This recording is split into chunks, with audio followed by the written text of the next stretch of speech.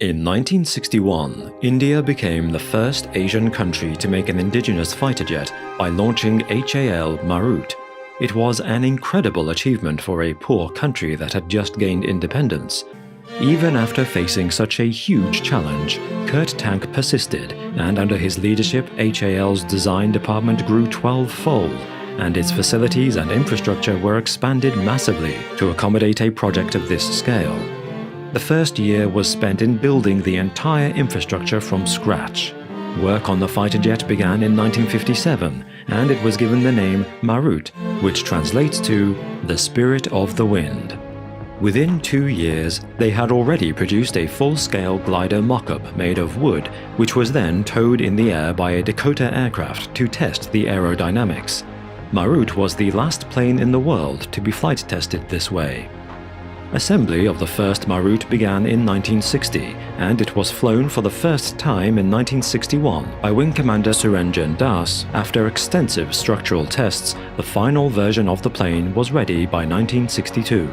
At that time, it looked like a plane ahead of its time, with a state-of-the-art aerodynamic design, high maneuverability, and excellent safety features, like the way the failure of one engine did not damage the other. Its armament consisted of 4 30mm Arden cannons that could fire 1,400 rounds per minute, 50 Matra-type unguided rockets, 4 underwing hardpoints that could carry extra fuel tanks, or air-to-ground rockets, or up to 1,800 kilograms of bombs. Overall, it was a great package, as Marut was aggressively priced at 66 lakh rupees, which was a great price even for that time. But there was one big problem. This supersonic plane designed to fly at a speed of Mach 2 was not even able to cross Mach 1. The problem was not with the plane, but with the engines.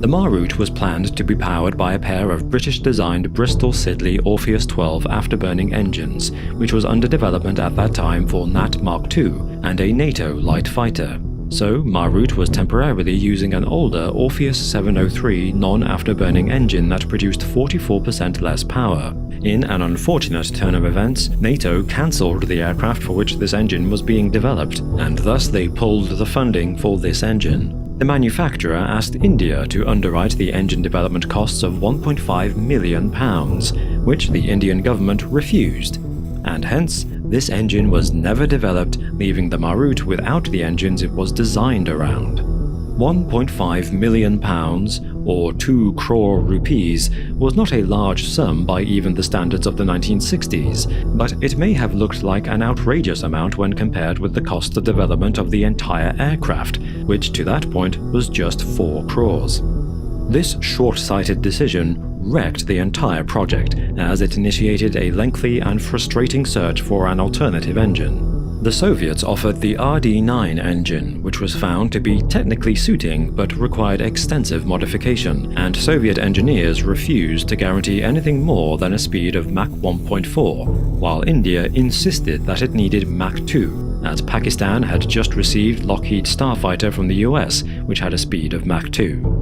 At that time, Egypt was also trying to build a similar supersonic fighter led by another legendary Nazi aircraft designer, Willy Messerschmitt, who had designed the world's first operational jet fighter, the Me-262, and the infamous Bf-109, which is the most produced fighter in history. By 1965, Egypt was spending more money on designing this aircraft using foreign talent than their total investment in its entire civilian industry. And when Brandner learned India was also building a similar plane, he came to India, met Tank, and negotiated a deal under which India would share the engine development cost and also provide 2 test pilots. This was because Egypt did not have any capable test pilots, and they were unable to hire anyone from elsewhere.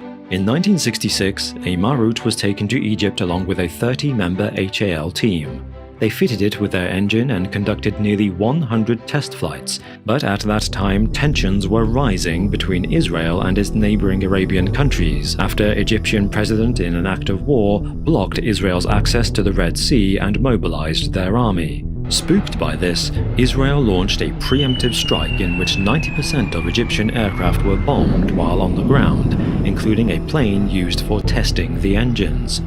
After that, Israel captured large swaths of land and then forced for a peace agreement. The Indian team came close to being hit and had to return immediately, leaving Marut behind. And due to the urgent need to beef up the Air Force, India bought MiG-21 Interceptor and Sukhoi 7 ground attack aircraft from the Soviets in the thousands. Both of them were Mach 2 capable and competed in the same roles as Marut, thus killing the need for this project. Without being able to find a suitable engine and without much political interest, many of the intended features of Marut were cancelled, and it was handed over to the Air Force in 1967, while still being fitted with its temporary engine. The Air Force reluctantly purchased 147 Maruts, as they considered it to be only marginally superior to their existing fleet of Hunter aircraft. Kurt Tank left HAL the same year and returned to Germany.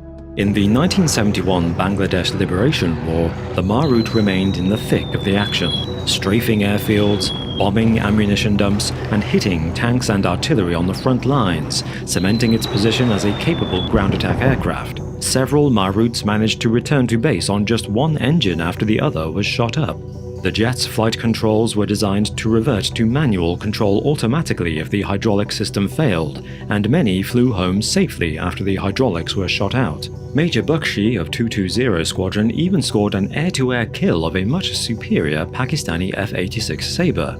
No Marut was lost in air-to-air combat, but 3 were lost to enemy ground fire. The Marut proved its mettle by playing a key role in the legendary Battle of Longiwala, in which a brigade of 3,000 Pakistani soldiers accompanied by 40 tanks attacked India at midnight, intending to capture large swaths of territory. However, they were stopped by a small border post guarded by just 120 Indian soldiers, who had just one jeep-mounted recoilless gun and 10 camels. At that time, the Indian Air Force did not have night flying capability, so these soldiers had to hold their position till morning, and to everyone's surprise, they were able to not only defend themselves, but destroy 12 tanks with their jeep-mounted recoilless gun, and also cause huge Pakistani casualties.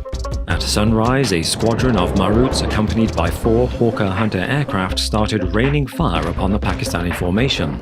Without effective air support from the Pakistani Air Force, the tanks and armored vehicles were sitting ducks to the Maruts, and many attempted to run back to Pakistan. India did not push home the advantage and allowed them to flee. At the end of the battle, Pakistan lost more than 200 soldiers, 36 tanks, and over 100 vehicles, while India lost just 2 soldiers, 1 jeep, and 5 camels. This outcome is particularly remarkable as Indian aircraft did not have guided anti-tank missiles that give modern ground attack planes high lethality. There were several proposals to make a second version of Marut with better engines and features. Even Kurt Tank had proposed an aircraft called HF-24 with the British Rolls-Royce RB199 engines, which were 3 times as powerful as the current engine. But later, access to this engine was denied due to concerns that India may end up building a better aircraft than the Western alternatives.